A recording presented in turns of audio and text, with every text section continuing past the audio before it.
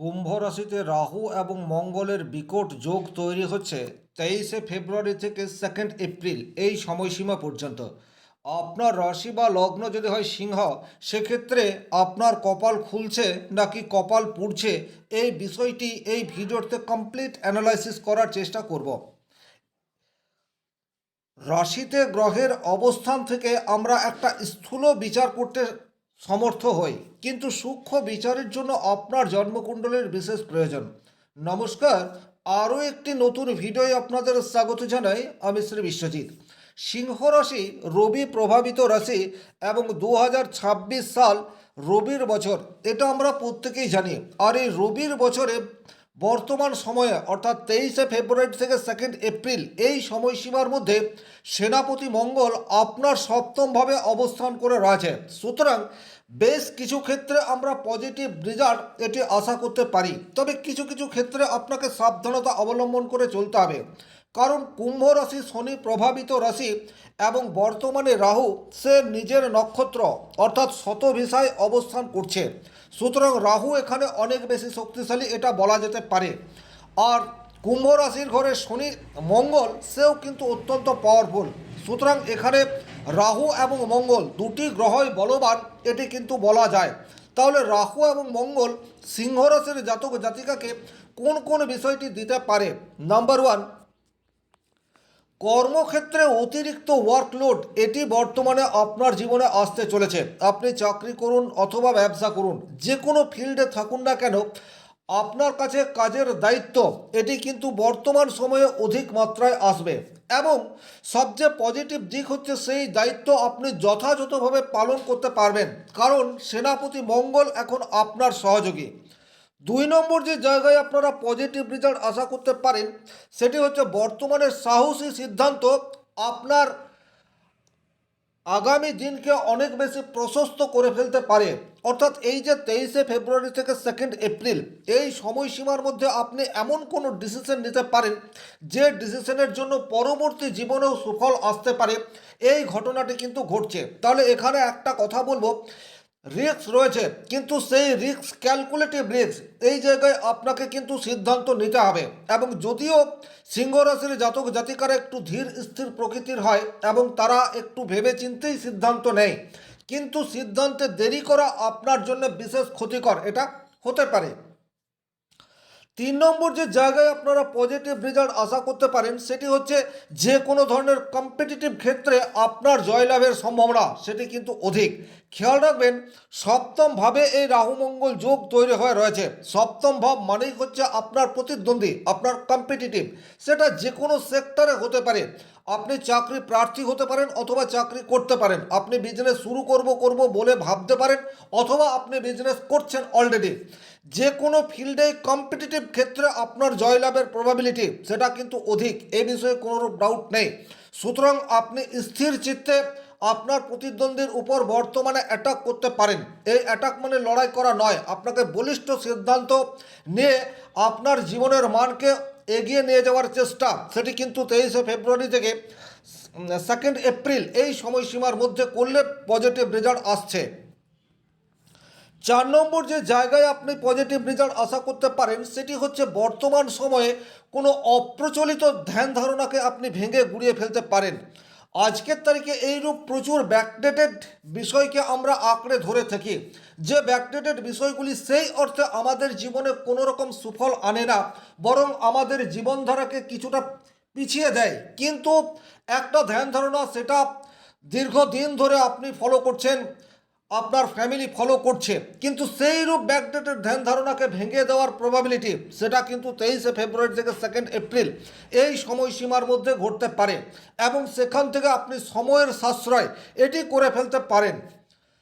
4 নম্বর 5 নম্বর যে জায়গায় আপনার পজিটিভ রেজাল্ট পাওয়ার সম্ভাবনা অত্যন্ত অধিক মাত্রায় দেখতে পাওয়া যায়, সেটি হচ্ছে সামাজিক ক্ষেত্রে আপনার পার্সোনালিটি সেটা বর্তমানে প্রকাশিত হবে। স্বাভাবিক অর্থে সিংহরাশির জাতক জাতিকাদের মধ্যে রবির তেজ এটি দেখতে পাওয়া যায়। আত্মসম্মান আপনাদের অত্যন্ত প্রবল, কিন্তু এই আত্মসম্মান বর্তমানে স্বীকৃতি প্রাপ্ত হবে এইরূপ কোনো কাজ আপনি করে থাকতে পারেন, এবং সেটি সামাজিক কাজ যার সাথে আর্থিক লেনদেনের খুব একটা যোগ সাজস নাও থাকতে পারে। সমাজের জন্য আপনি এমন কোনো কাজ করলেন যেটা একটা দৃষ্টান্ত হয়ে থেকে গেল, সেটা কিন্তু 23শে ফেব্রুয়ারি থেকে 2 এপ্রিল এই রাহু মঙ্গল যোগ যতদিন কুম্ভ রাশিতে রয়েছে এই সময়সীমার মধ্যে হওয়ার প্রবাবিলিটি সেটা তৈরি হয়ে রয়েছে। 6 নম্বর যে জায়গায় এই রাহু মঙ্গল যোগের সুপ্রভাব আপনি পেতে পারেন সেটা হচ্ছে বিজনেস ক্ষেত্রে। আপনি এমন কোনো বিজনেস ক্ষেত্রে কৌশল অবলম্বন করতে পারেন যে কৌশলের মাধ্যমে আপনি আপনার প্রতিদ্বন্দ্বীকে পরাজিত করতে পারছেন।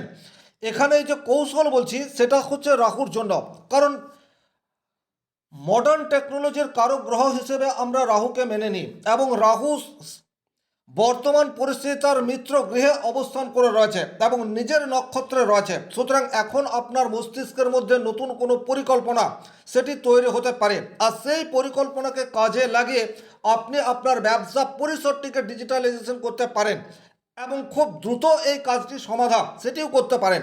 হয়তো আপনি দীর্ঘদিন ধরে ভেবে রেখেছেন আজকের তারিখে আপনার ব্যবসাটিকে অনলাইনের সাথে জুড়ে দেওয়ার, কিন্তু কোনো না কোনো কারণে সেটা আর হয়ে ওঠেনি, কিন্তু বর্তমান সময়ে সেই যোগ উপস্থিত যখন আপনি আপনার ব্যবসা ক্ষেত্রকে বাড়িয়ে নিতে পারেন। 7 নম্বর যে জায়গায় পজিটিভ রেজাল্ট আশা করা যায় সেটি হচ্ছে আপনার লাইফ পার্টনার বর্তমানে নতুন স্টেটআপ তৈরি করতে পারে বা শুরু করতে পারে, কারণ সপ্তমভাবে এই রাহু মঙ্গল যোগ তৈরি হয়ে রয়েছে।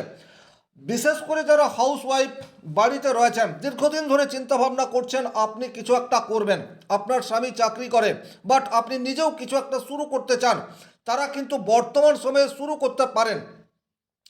মঙ্গল এখন আপনার কুম্ভ রাশির ঘরে রাহু যুক্ত হয়ে অবস্থান করে রয়েছে, সুতরাং আপনি অতি দ্রুত সিদ্ধান্ত নেবেন। লাইফ পার্টনারের কিছু শুরু করার জন্য এটা আদর্শ সময় সেটা তো বলবো না, কিন্তু এই সময়ে আপনার ইচ্ছা সেটি ফুলফিল হওয়ার জায়গা সেটি তৈরি হয়ে রয়েছে।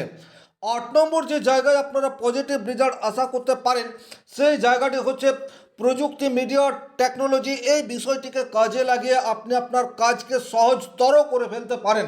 সেটা অফিসিয়াল ওয়ার্ক হোক, আপনার ব্যক্তিগত ওয়ার্ক হোক, অথবা বিজনেস পারপাস যে কোনো ধরনের ড্রিল হোক, এখানে কিন্তু ডিজিটালাইজেশনের প্রয়োগ সেটি অধিক মাত্রায় দেখতে পাওয়া যাবে। তার ফলে কিন্তু আপনার সময় এটা অনেকটা বাঁচবে।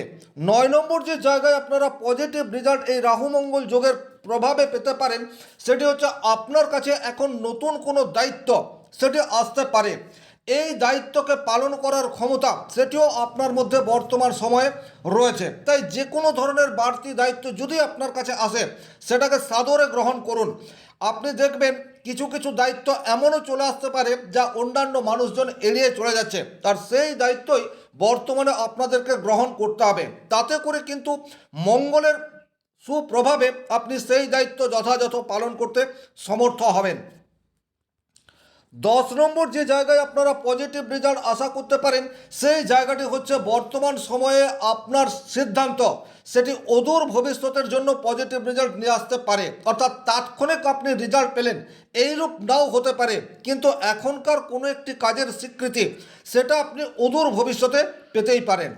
তাহলে এই যে স্বাভাবিক অর্থে 10টি পজিটিভ গুণের কথা বা পজিটিভ রেজাল্ট পাওয়ার কথা বললাম, কিন্তু ব্যক্তিগতভাবে আপনার জন্মকুণ্ডলিতে যদি রাহু মঙ্গল অত্যন্ত অশুভভাবে রয়েছে সেক্ষেত্রে বেশ কিছু ক্ষেত্রে প্রতিবন্ধকতা সেটি কিন্তু আপনার জীবনে আসবে।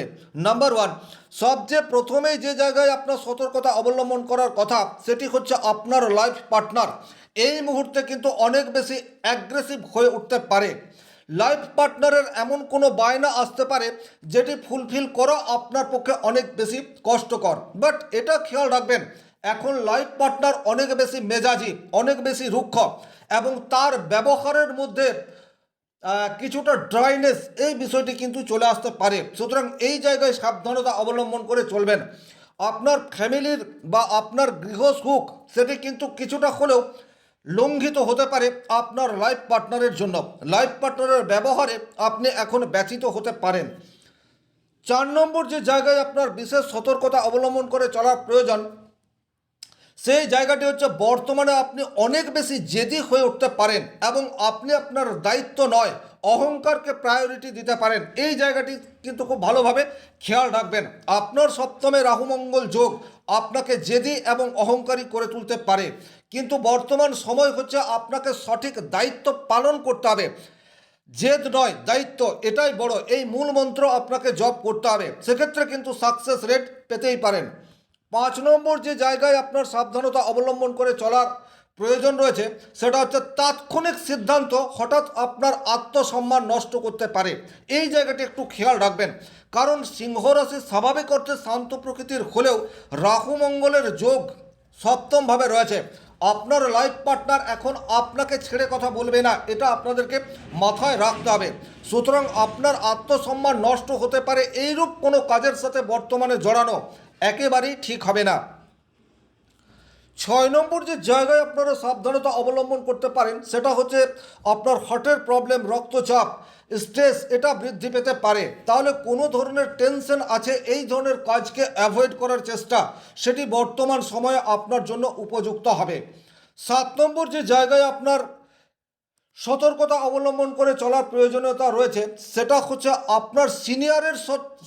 আপনার সিনিয়রের সাথে কোনো ধরনের আর্গুমেন্টে জড়িয়ে পড়ার প্রবাবিলিটি সেটা কিন্তু তৈরি হতে পারে, সেটা আপনার কর্মক্ষেত্রে নেগেটিভ ইম্প্যাক্ট আনবে। এ বিষয়ে কিন্তু যথেষ্ট ওয়াকিবহাল থাকতে হবে। তর্ক বিতর্ক যতটা সম্ভব এড়িয়ে চলার চেষ্টা সেটি আপনাদেরকে করতে হবে।